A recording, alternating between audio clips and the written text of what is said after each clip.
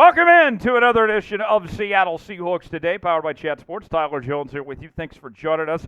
On today's show, could Seattle sign free agent Donovan Smith? The folks at USA Today's Seahawks Wire have suggested the possibility.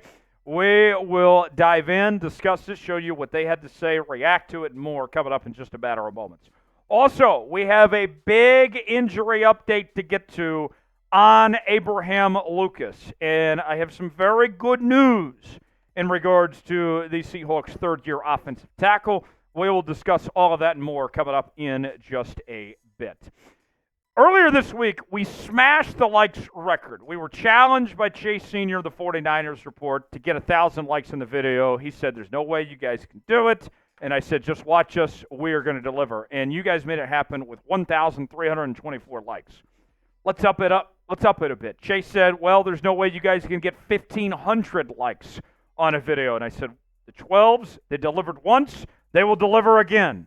So let's make it happen. Let's get 1,500 likes on today's video. Why not? Like the video, show some love, piss off Chase Sr. and the Niners, and we'll get started with today's show.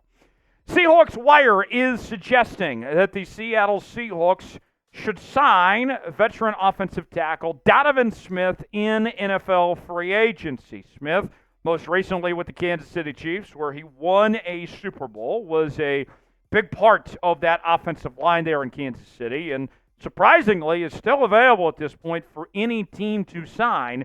And the Seahawks do have some cap space, around $9 million, so they could afford a guy like Donovan Smith and make one more potential move. Let's hear from Tim Weaver of Seahawks Wire on why Donovan Smith. If they can manage to sign a trusted veteran left tackle, it would go a long way towards assuring our concerns about this unit. Charles Cross was pretty terrible in pass coverage last season, and having a reliable backup at this spot is a good idea. The Seahawks have money to spend, and this would make me feel a whole lot better about the direction of the offensive line. As of right now, the number one concern for the Seattle Seahawks entering 2024 is the O-line. And as much as we've talked about the interior of the offensive line being an issue with a couple of young guys competing for the right guard spot and not knowing what we're going to get out like Tomlinson and Oluwatimi entering his second year, tackle spot's a concern too. Charles Cross dealt with some injuries last year, not great in pass protection, hasn't really looked like the top 10 pick he once was. You guys know about Abraham Lucas and his injury issues with that knee, which we'll have more on coming up in just a bit.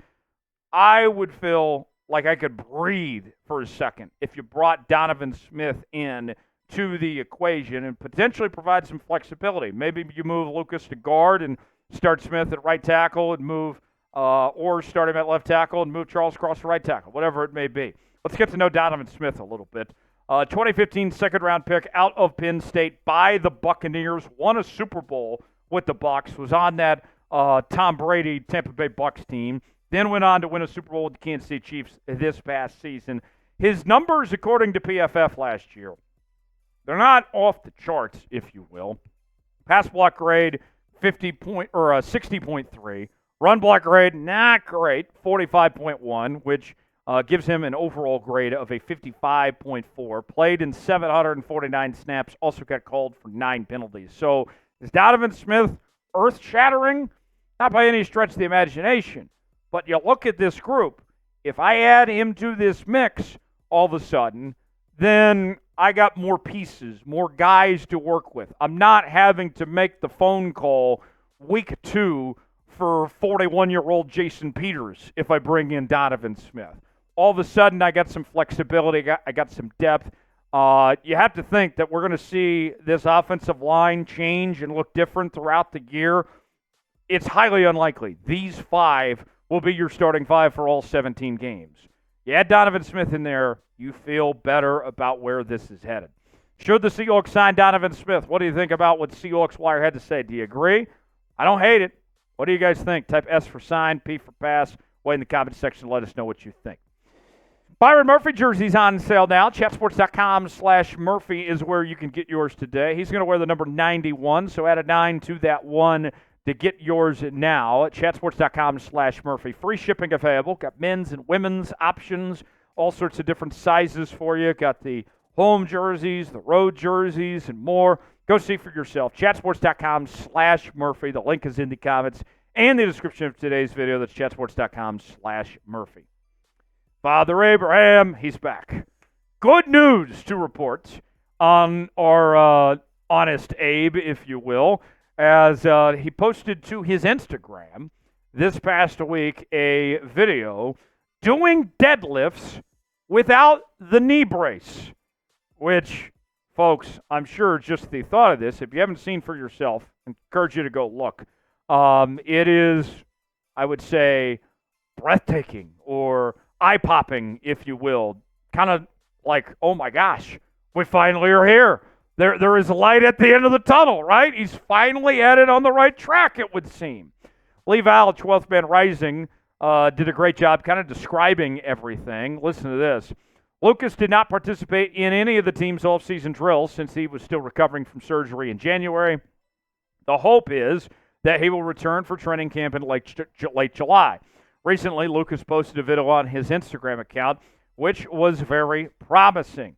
He was doing deadlifts without wearing a brace on his knee. There, of course, is a big difference between doing deadlifts and twisting and turning in order to play NFL edge rushers. But any positive sign from Lucas is good. The Seahawks need him to be able to count on him for most games well into the future. If that cannot happen, Seattle needs to find Lucas's long-term replacement. Now, I don't want to read too much into an Instagram video, right? But still, just for what we've seen, that's a step in the right direction with Abraham Lucas, who Pete Carroll, remember, he described having a chronic issue with this knee last year. Got injured week 1, was never the same again. He did come back at the end of the season, but it just wasn't right.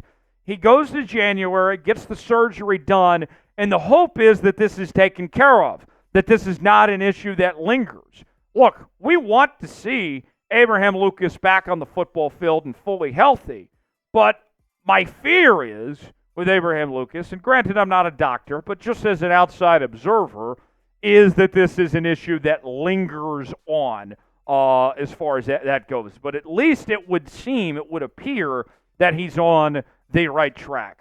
Lucas was very solid as a rookie, the third-round pick out of Washington State. You could argue his rookie season compared to Charles Cross was better than Charles Cross, comparing the two as they both made their debuts. And then missed most of last year. We saw it by committee in replacing him. Now you bring in Jason Peters into the fold, or not Jason Peters. You bring in George Fant. You brought in Jason Peters last year. You bring George Fant into the fold, and Fant is kind of your safety net, if you will, if Abraham Lucas can't give it a go. But in his career, you're looking at 22 games played with 22 starts. He started every game he's been available. And the numbers last year, according to PFF, as you can see, it just was never right for Abraham Lucas in that small sample size. 273 snaps. The one plus side was he didn't get called for any penalties.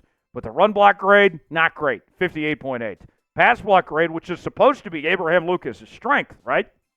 That was a 44.4 pass block grade, which was very uncharacteristic from him, resulting in an overall grade of 53.1 on the season. So I want to know, now that we're headed the right direction, if you will, are you worried about Abraham Lucas? I'm still worried, but I'm cautiously optimistic. I think that's the right way to phrase this, if you will.